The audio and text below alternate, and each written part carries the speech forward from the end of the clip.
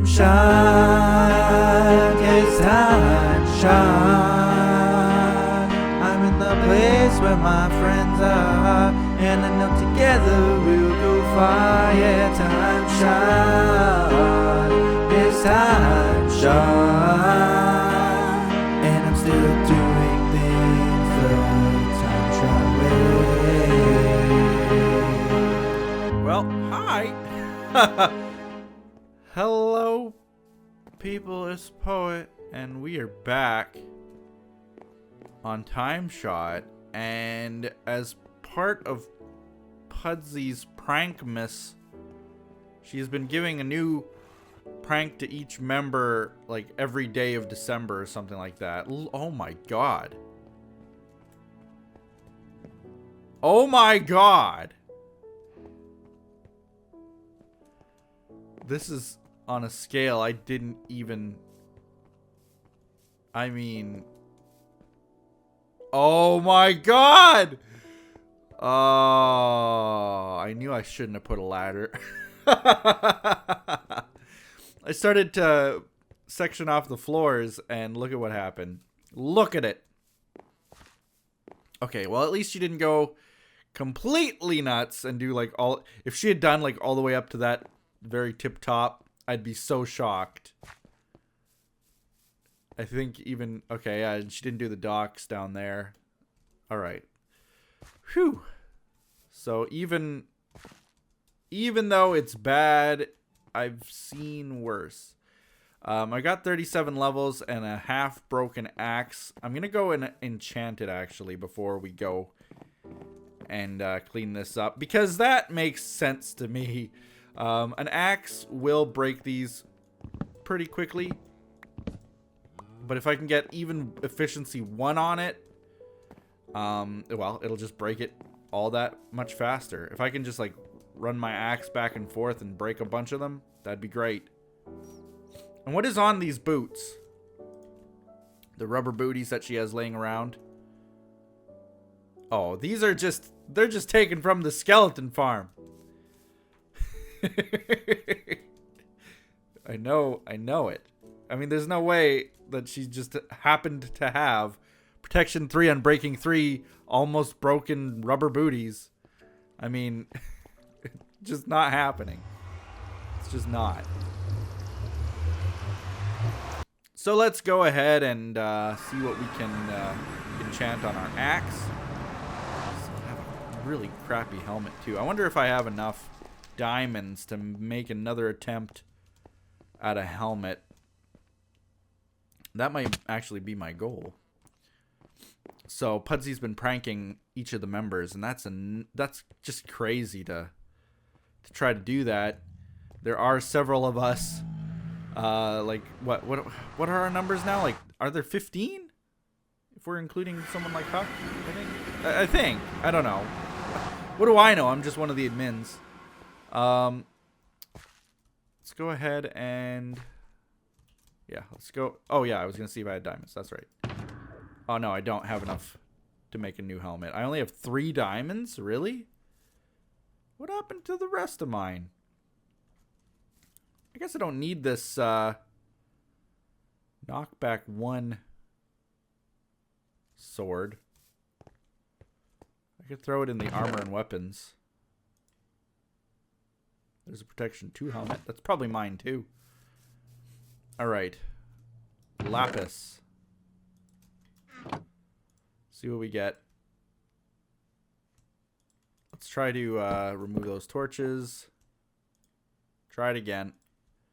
Unbreaking. That's not quite what I was going for. I would much rather have efficiency on it, so I think I'm going to go for the efficiency 2. Just because that's sort of what I was going for in the beginning. I don't know that it wouldn't have had efficiency 3 with that unbreaking 3, but I don't want to waste a whole axe. I can't afford to really make another one. I mean, I do have the diamonds, but what's the point in that? So, yeah, the Prankmus is going on. And as a result, the amount of episodes she's been posting. She's posting like 1 episode a day for basically all of December. And just flying in episode number. And it's always been a little hidden agenda of mine. I take pride in my TimeShot episodes so much. Like, it's, for me, my go-to series. It's like coming home is sort of the way that it feels in a strange way. Oh, how did I miss it? Whoop. Whoop. Whoop.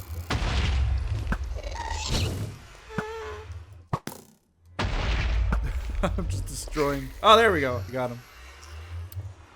Destroy Wynn's little tunnel to her base.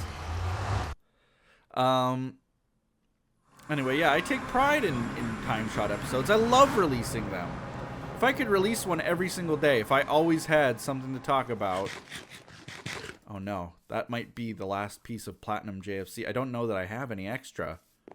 And I doubt that Jake actually refilled it.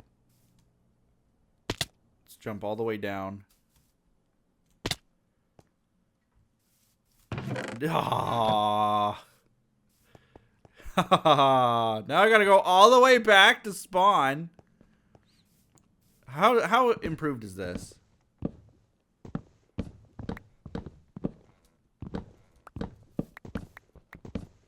It's alright. It's okay. It can clean it up fairly well. I'm gonna break a lot of grass and stuff while I'm at it. All these signs I'll never need either. So I think that I'll probably end up, how do I break? Oh man, that's gonna be annoying. The armor stands are the worst. Because you gotta like hit them several times. I guess I gotta go get food. Not something I wanted to plan on doing while I did this, but gotta clean this up. Don't think it's gonna be as bad as it looks. It looks a lot worse than it is. And I'm sure that I'll be finding high signs that I've missed, like this one. Oh, and like that one. For days to come. Days and days and days to come. But you can see already that, you know, with just a small amount that we did, it's cleaned up a huge section. There we go. It's all inventory filling crap, too. Ah, Puddzee! Signs. Signs are one of the most, classic pranks. They're so easy to make. So easy to place down. Oh my god. Actually, they're probably harder to place down. I don't know if she manually typed high for each one. Or if she was able to like just NBT copy, as they call it, the word high. Whoops! My acacia! That's gonna happen too. Oh, look at all these signs. I'm not keeping them. If you wanted them, you shouldn't have given them to me. Feather Falling 3, I'll keep those. Feather Falling 2, I'll keep those too. Armor stands. Wait, I want the armor stands. Okay, well, there are plenty left. That one I don't want. That one I don't want. That one I don't want. Alright.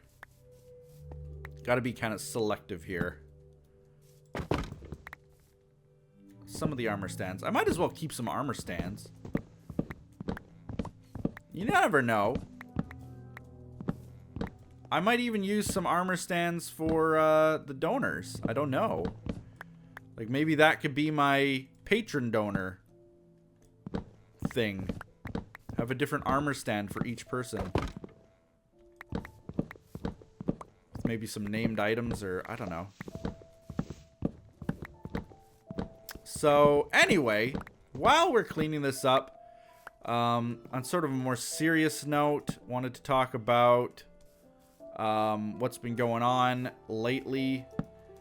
Had my very first Patron UHC, hashtag spoilers.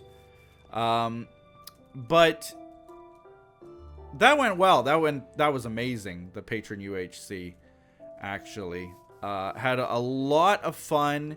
It was a lot more competitive than I thought it was going to be.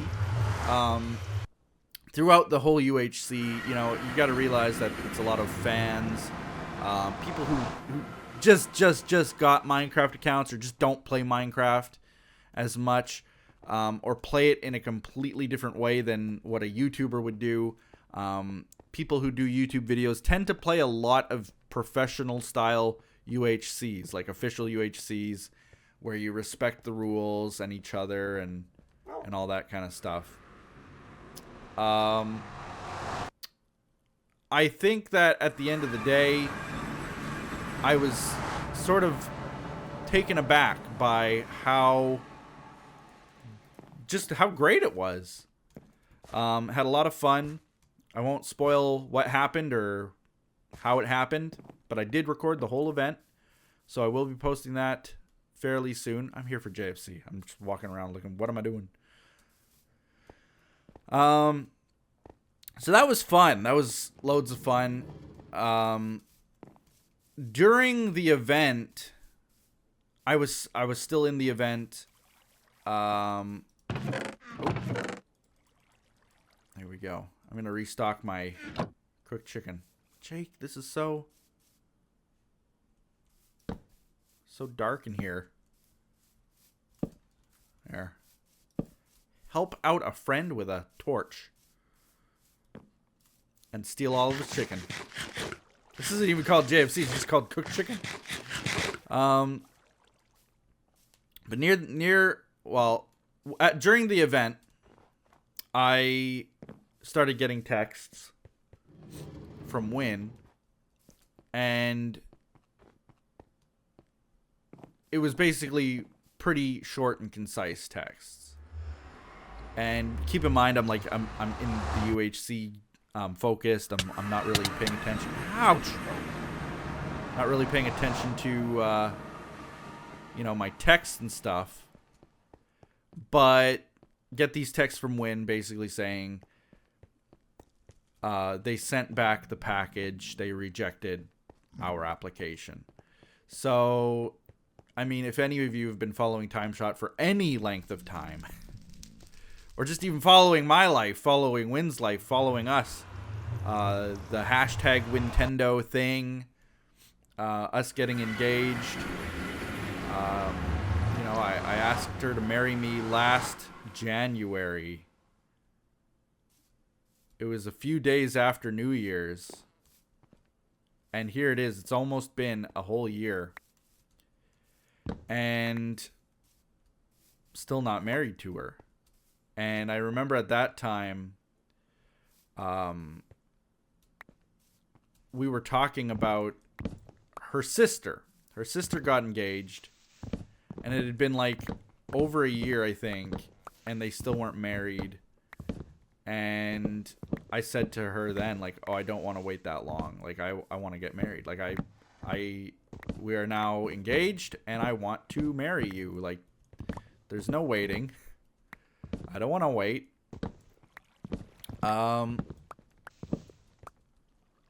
So looking back now, I mean, it's already been a year, just about, and we're still not married. But we had been going through the process. It takes a long, long time, which I don't even think that we really realized. And it's not like we looked into all of this too much beforehand, not far beyond the basics, because when you're in love, it's not about the logistics and how you're gonna get from one point to another, and it's about just committing yourself to that one person, and then no matter what it takes, you go through with it.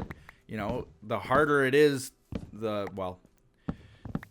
it's really hard, but it's not like we chose that. It's not like we went out looking to find love in someone from a different country. We just do. We just do love each other, and that's just how it is.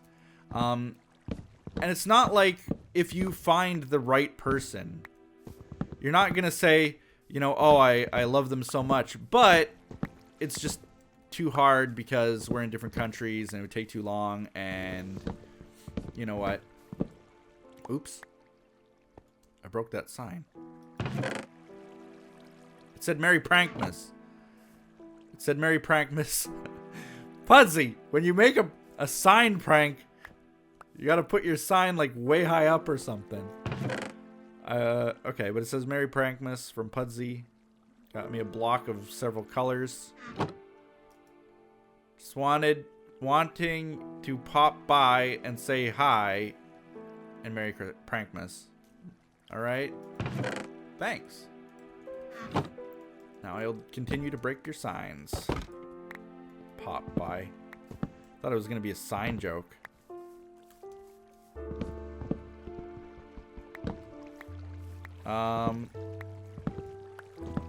Where was I? So, yeah, I'm not saying that everybody's that strong. I know that there are people out there who just literally cannot commit that much to someone else. And it's just too emotionally draining. Where if you meet someone and you know that it's going to be very, very, very difficult to commit, ending it early, maybe mutually saying, you know what, this is just, it's too difficult for whatever reason, and leaving it at that, you know. But we wouldn't have done that either way, because we were just, we had dedicated ourselves to each other. We knew that we wanted to be together no matter what it took, and the thought never once crossed our minds to like break it off because it would be difficult. So, you know, it's not like we went looking for this difficulty. That said, it's not like we prepared for it. She wouldn't have gone up there, would she? I didn't notice. Either way, it's difficult. That's the bottom line, right? But we were going through the process, and we knew what it took. We researched it. We researched it. We researched it. Triple checked things. Made sure we knew what we were doing. Made sure we knew what we were getting ourselves into. And we filed the paperwork. Now, of course, like anything in the United States government, and in any government, I'll be honest, it costs money, and it's an exorbitant fee. For what probably takes someone, because I've worked in the federal government of Canada, and I've even worked in the provincial government of Canada. I've worked in both. I know how difficult the paperwork is, and it's not the difficulty of the paperwork itself, it's the stress involved in having to deal with things done incorrectly. And I get that. I do get that. And everything has a fee for a reason. Charging, though, like almost $400. It's almost $400, by the way, to file for a fiance visa. And this is, I've gone through the process before, but let me go through it again just to remind you guys. The way that it works is you fall in love. That's step one, of course. Number one, fall in love. Number two, you decide that you want to get married, okay? You can't. You have to create a fiance visa. And we're not talking about like Visa credit card. We're talking about, it's like a citizenship. Like people can get work visas, they can get student visas, and you can get fiance and marriage visas.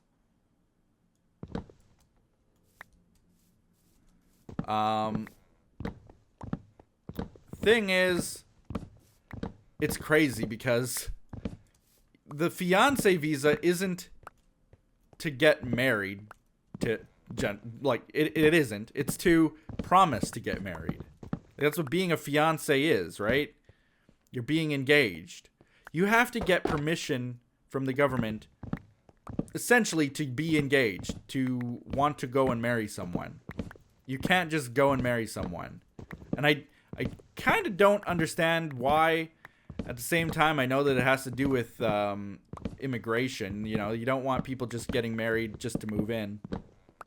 And so the fiancé visa process is in place specifically so that people... It's sort of like the government trusts you more when you take the steps and pay the money, because it costs, again, almost $400. If you're willing to pay almost $400 just to promise to marry someone, the government's going to look at that and say, okay, I think that this marriage is definitely more legit than if they had just gotten married on a whim in Vegas or something. You know, to prevent things like, I don't know how many people watched Parks and Recreation comedy show, and there's a character on there named Tom, and he married a Canadian so that she could get immigration citizenship, like so that she could get citizenship. They got married, and that whole thing is completely bogus, because that just doesn't happen with the way that their system works. I'm not saying that it doesn't happen ever. I mean, obviously, people found loopholes. That's why the systems are in place. But for the most part, it's too expensive to try to cheat it that way. And so you pay $400. It looks like a more legit promise than if you were to just go and get married somewhere. So we're doing that. We're doing it right. We want to do it right. We're following the steps that they tell us to do. Every single time we've read into it, everybody says, no, don't just go and get married somewhere. Don't just elope and then cross your fingers that you're going to get in. Because then you could even be banned for up to like 2 years doing that. Because they might say, well, that was fraud. You cannot enter the United States saying, oh, I'm just gonna go and see the sights. Just gonna go do some shopping and then get married to someone. That's fraud, and you could get banned for up to 2 years, maybe even face criminal charges. So we're not doing that. We're doing it the right way. And the problem is that it costs a load of money. Now, what happened is they returned our application. We had done the application. We actually were able to do it through the help of... What am I doing? I'm falling. We were actually able to do it through the help of you guys watching. The GoFundMe was essentially... We did a GoFundMe campaign. And that GoFundMe was for about $2,000. And that $2,000 was going to cover everything. From getting the rings to paying for the travel to paying for the fiancé visa application to paying for the next application after that, the marriage application, which is just an adjustment of status. And then that was going to cover everything. So we had this campaign and it went beyond our expectations. We even still sometimes get a few donations here and there, even though the campaign's over. Just from people saying kind of, you know, good luck. Hope you guys get married. Hope you guys are able to find love.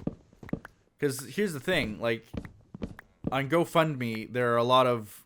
These are the ones I don't like too much, or the ones that are like, you know, me and my wife would love to go on our dream honeymoon. We've never been able to go on our dream honeymoon, so please pledge now for our dream honeymoon. And I mean, maybe, you know, if their story is convincing enough, I could say, okay, yeah, that they've been through a lot. They deserve a honeymoon together. For us, we just want to be able to be together. I don't care. Like, people have asked me more than once, what's your dream honeymoon? Where would you love to go on your dream honeymoon? And I'm thinking, I don't care. I could go into the backyard in a cardboard box set up a fort. And if I can be with her, that would be my dream. Right? Like, I just want to be with her. You know, here it is. It's almost Christmas, and I can't even be with my family. You know, it's not like I'm deployed to some foreign country in a wartime. But I'm away from my family, and I cannot get to them. And this whole application is supposed to fix that. Because once we get the application filed, we can then get married within 90 days. Oh, my axe broke. We can then get married within 90 days. And in those 90 days, I can actually move there. I can actually live there while we prepare to get married. Doesn't that sound wonderful? Wonderful and amazing. I can actually be with my family once the application's approved. To get it approved, we had to file like 50 papers. Once that was all done, it was just a matter of we then had to wait for them to approve the whole process. Once they did, we could then... I'd have to fly out to Montreal, Canada, meet with the immigration officer, convince him that I want to marry her, and clear my physical exam, health exam, and then I'm good to go. Then I can move there. I can actually move there and live there. Basically for the rest of my life. At least for years. During the whole marriage process, and then while we wait for the next application to be processed, I can live there.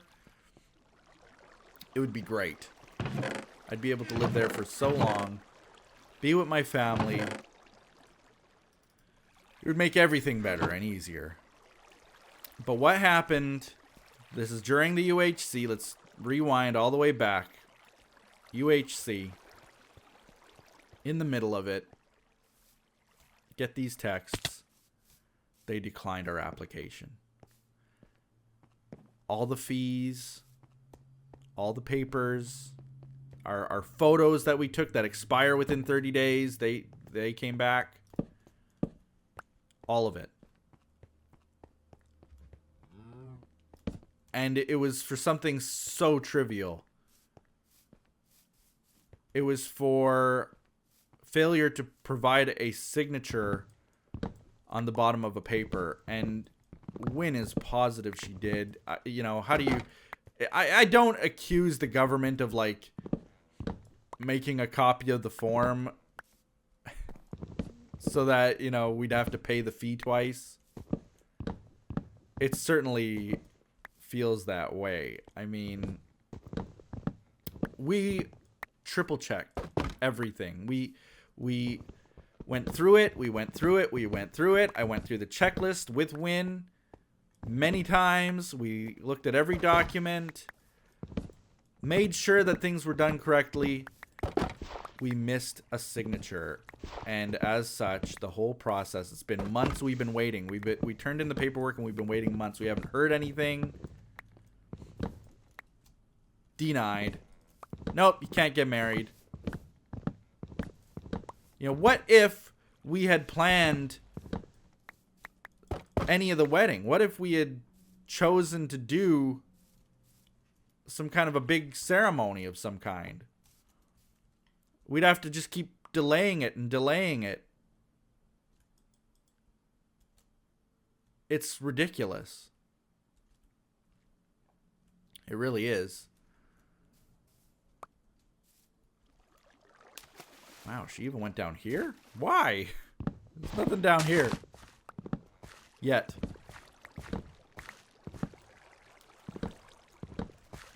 So they declined it, and I got those texts basically during the UHC.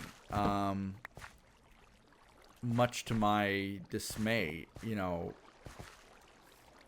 how do you even pretend to be having fun during a UHC when you've been just essentially slapped in the face told, no, you cannot be with the one you love. You can't marry her. Not unless you pay the increased fee.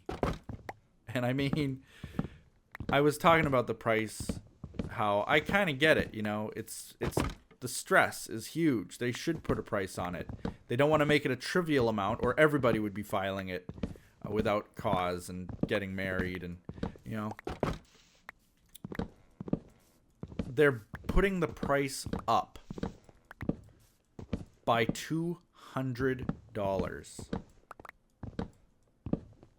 And there's no explanation as to why.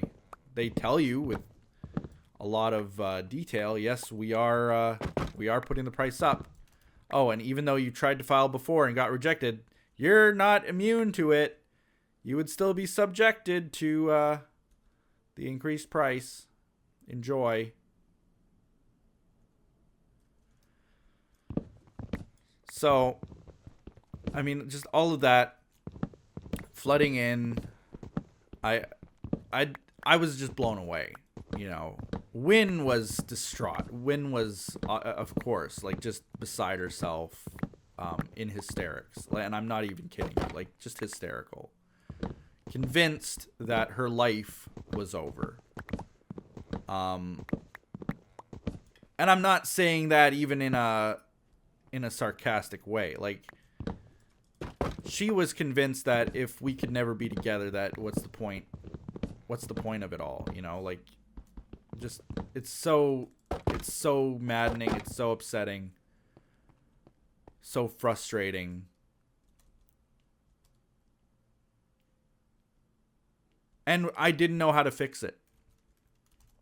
You know, I'm sitting there trying to calm her down, and I'm staying as positive as I can be. I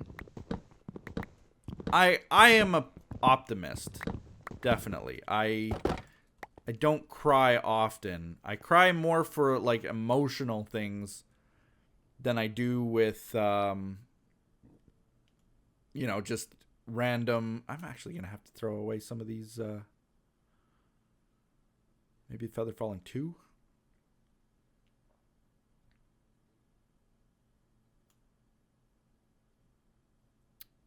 I'm gonna start throwing away the Feather Falling 2. Those. Some pretty good boots in this whole mix, actually. Puddzee.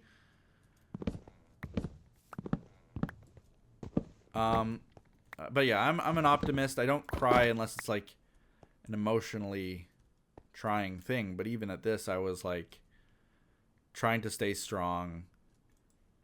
Not showing weakness. And it's not that I didn't care. I cared more than I care about anything else. To be there with her.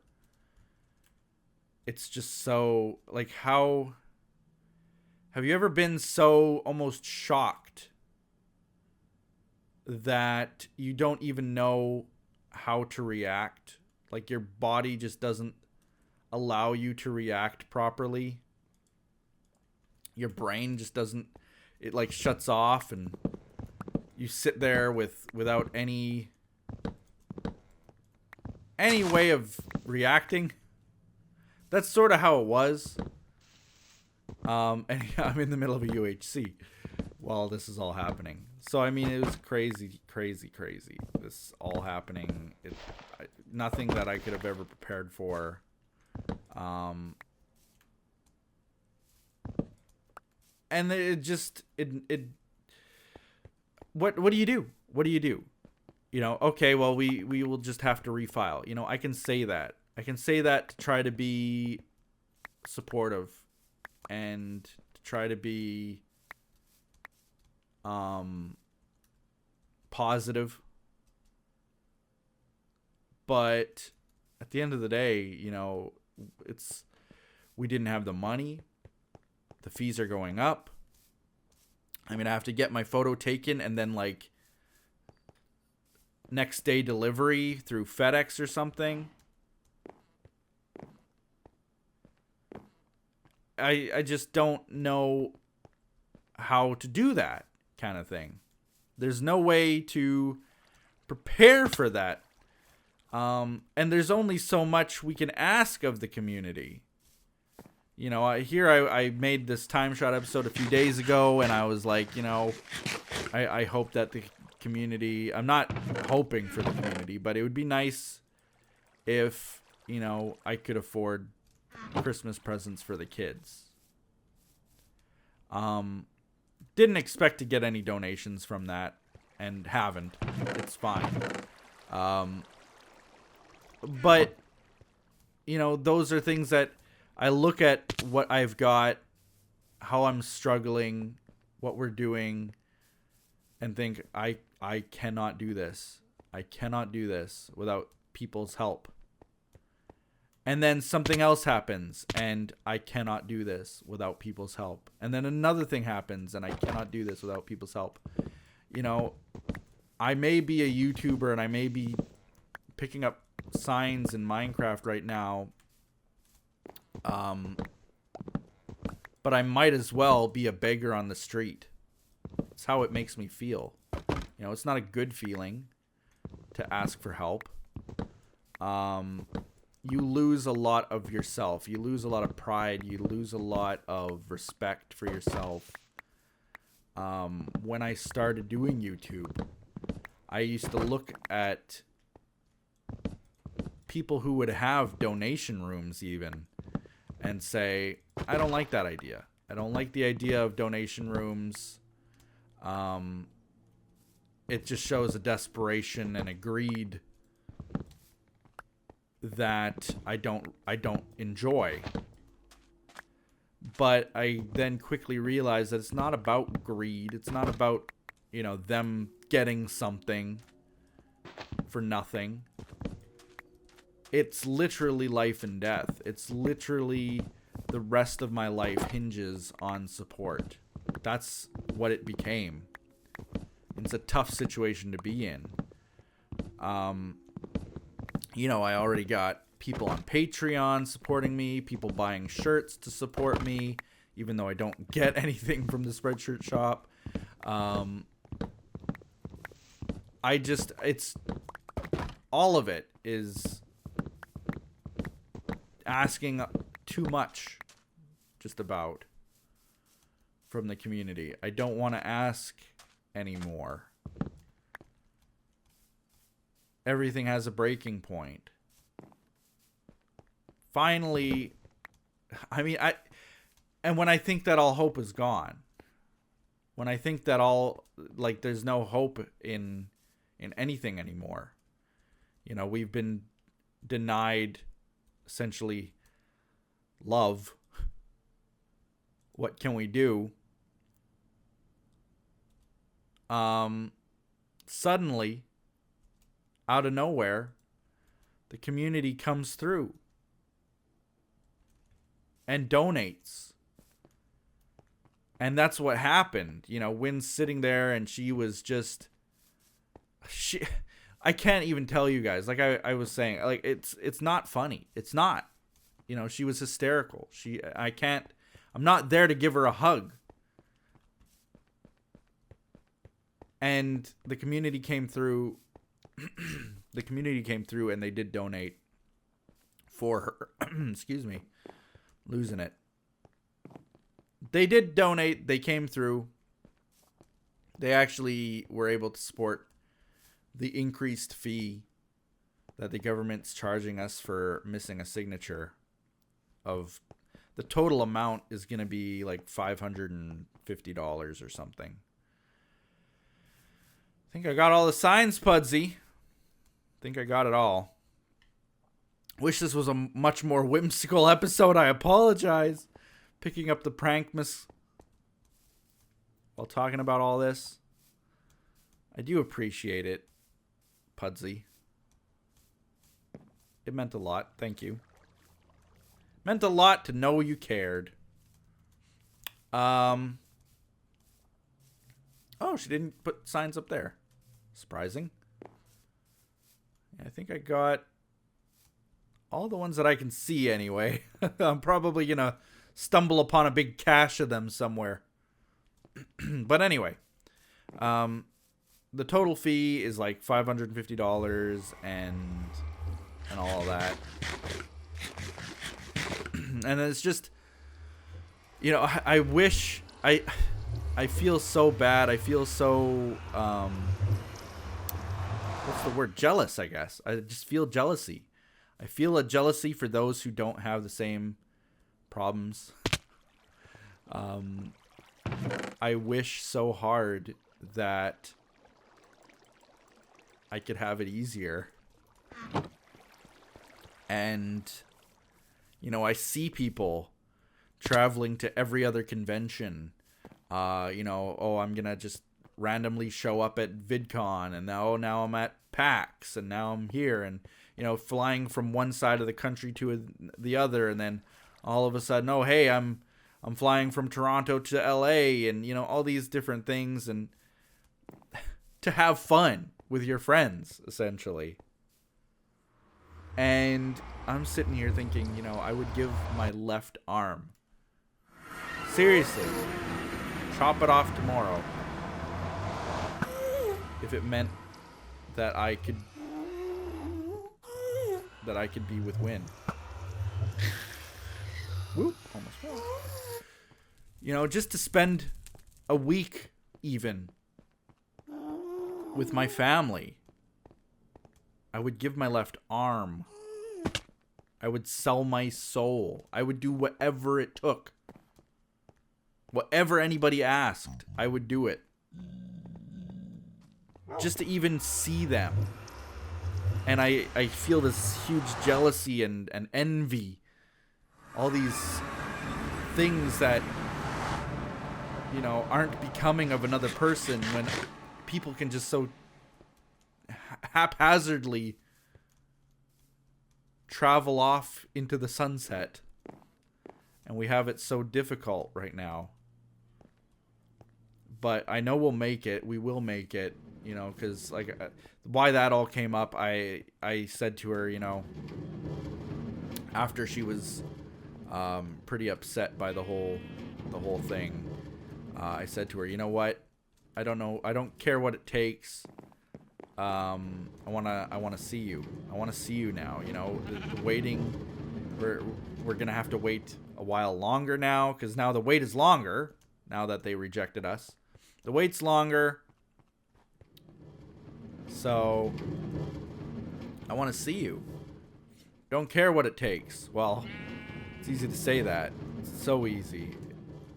You can just even casually say, "Oh, I don't care what it takes. I'll do what it takes." And then, you know, you look at your bank account. You look at what the price of plane tickets are. You look at what you have left to do on your house. In my case, you know, the renovations to sell it. And and my bills that I have yet to pay this month. I look at everything all together. I do the math, and I realize that, you know, if I were to go out and see you right now, I would have $200 left in my account. 200 total. And next month, on the first of the month, whether I have $200 or not, the bank is going to come and want over 1,000 just for my mortgage. And now I can't come see you. Just like that. You know, get your hopes up. Oh, I got so distracted. I just ran around spawn, and then... Ugh. That's how my mind is, guys. I wanted to combine everything on this anvil, which looks like it's about to break. Oh, well. Yeah, that's sort of how it all goes, you know?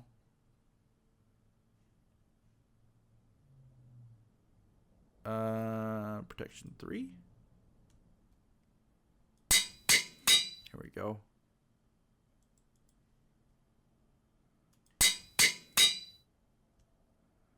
Depth Strider 1 is why I kept those. Wow, I burned through levels pretty quick there. Already don't have enough to enchant that one up.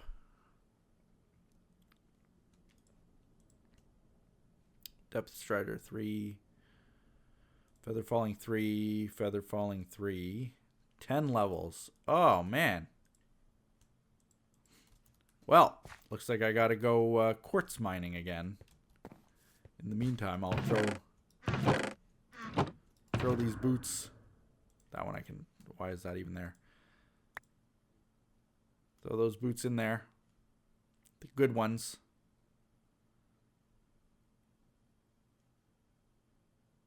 Those are good.